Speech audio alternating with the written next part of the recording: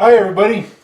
I've gotten away from making woodworking videos this last year, but I know a lot of my subscribers are woodworkers, so I thought I'd show you what I've been working on in here in 2018. I built the structure of my garage in the summer of 2017. I still had the doors, cupola, and fascia boards left to do going into the winter, so I left them to finish the following year. Over the winter I used lumber from my big house demolition project to fabricate the frame of my cupola. The idea was to make a Tinker Toy-like design that I could assemble on the roof once spring came. I had to mill down these old 4x4s to make the frame posts. I got to admit that I think I'm done with using reclaimed materials for finer work. Pulling nails is a pain. And these old square nails are brittle, so they break off and pieces will stay inside of the board, wrecking your saw blades. I made the garage doors over the winter from 2x6s saved from the house demo. They're all painted and ready to go by the first good thaw we got in February. I even made the door handles from scratch. They're ergonomically fitted for both my wife and me.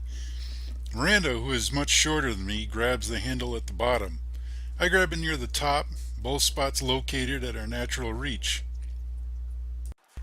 Then I mounted these bent metal rods to act as a door catch and stops to hold them open.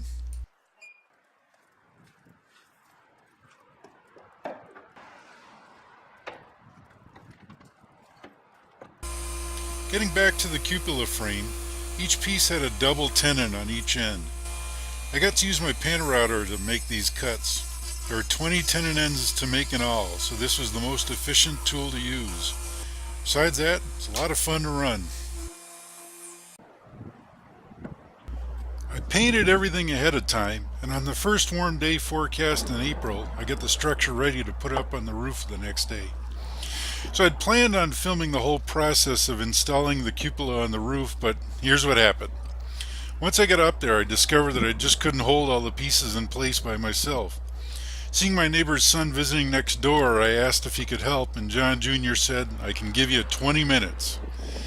The stress of putting everything up plumb and proper with rapidly drying construction adhesive and a time limit precluded any filming. At least it turned out pretty nice. Then I got the notion to make a wooden desk chair.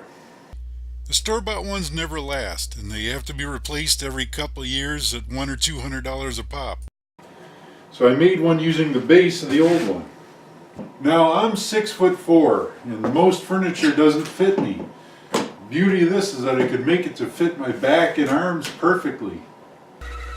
It was pretty fun to make and came together surprisingly quickly. I glued up stacks of thick pine boards and box jointed where the back was to meet the seat. Then I could cut the curved profile of the back on my Wood Gears designed big bandsaw. It's projects like this that make me glad to have the thing.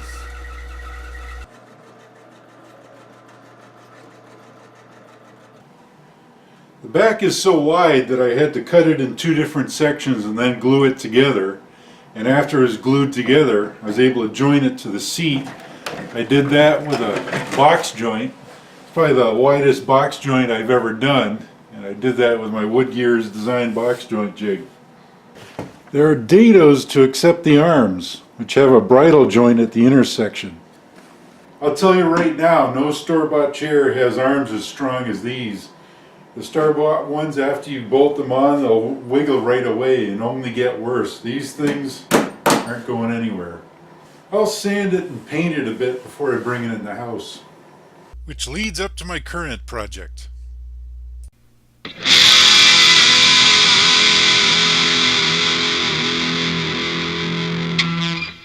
I'm making a copy of a Gibson electric guitar. I used to play a lot of music, being in bar bands and doing the coffee house thing for years. I gave it up about a decade ago, but I never stopped loving guitars. I just think they're cool, so why not make one? So it was actually a pretty daunting project for me. There's a lot to it. Building an electric is far simpler than building an acoustic, so I started there. I just started at the very beginning, taking each procedure one step at a time and not worrying about what came after until I got it right.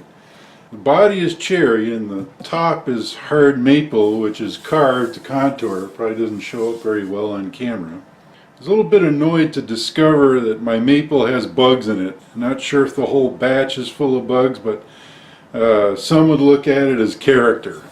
I'm doing my best to fill in the wormholes with maple slivers. I did the top carving with a relief map that you can get online, and I used a router to carve each elevation, and then I followed up with scraping and sanding. The neck is cherry and the fretboard is wenge. Not attached yet.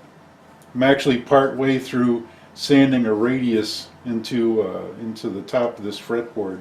Get a little veneer cover I'm going to put over the pegboard. I would have preferred to use local hardwoods, but I like that dark look, and walnut is not hard enough to use as a fretboard. This fall I visited Alain Villancourt so we could work on this together. He used his CNC to route the inlays for the pearl on the fretboard. We also used a CNC to route the place for the body binding. The most crucial parts of the build so far was to fit the tenon into the mortise. This mortise is actually angled 3.5 degrees downward to give the strings the proper angle against the body. That took a little doing, and I got it right, because as you can see there's an angle where the neck meets the body that I had to compensate for.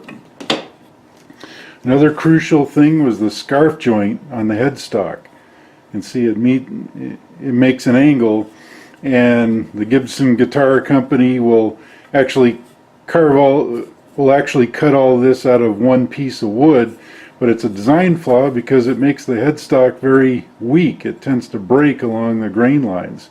By putting a scarf joint in, it eliminates that weakness. And if I didn't tell you it was there, you'd barely notice, I bet. While I was at Alain's, he let me borrow this fancy French-made rasp, and I started putting the profile on the back of the neck. I'm not finished yet, but that rasp he let me use was like $180, and that's the danger of hanging around with Alain, is that it'll make you believe that you need all the same fancy tools he has. I'll find something I got on hand to finish this off with. Probably a spoke shave. So another thing I got done at Alain's was he used his CNC to make this sanding block that has a concave face on it. That's precisely machined to have a 12-inch radius circle concavity. And that's what I'm using to sand the surface of the fretboard. You can see I'm only partially done. There's mechanized ways of doing this, but since I'm building only one guitar, this will suit my purposes. It's going to take a long time and take a lot of elbow grease, but so far it's doing a good job. I think what's making it take so long is that I inlaid mother of pearl into the fretboard, and that stuff is very hard and tough to sand, so it'll take me a little while. I'll get it done. After this, I'll be cutting the slots for the frets in there. And luckily I have a friend who's a luthier, and he's going to mentor me as to how to do it properly and let me use his equipment. So wish me luck. So I'm at the stage of the game now where I'm pretty excited to see how this thing is going to turn out. And if I make a guitar that plays well, you can bet you'll see some clips of me playing this in the months to come.